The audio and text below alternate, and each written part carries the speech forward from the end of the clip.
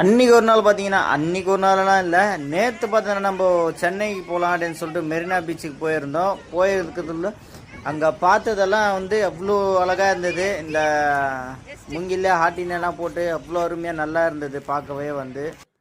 Hi hello guys, நம்ம வந்து இன்றைக்கி சென்னைக்கு தான் வந்திருக்கிறோம். சண்டேன்றதுனால சரி சென்னை போயிட்டு வீட்டில் போர் அடிக்குதுன்னு சொல்லிட்டு பீச்சுக்கு போகலான்னு சொல்லிட்டு வந்தோம். சரி பீச்சுக்கு போகலான்னு வந்ததே வந்து வேறு ஐடியாவோடு வந்தோம். அது நான் நெக்ஸ்ட் வீடியோவில் சொல்கிறேன் உங்களுக்கு.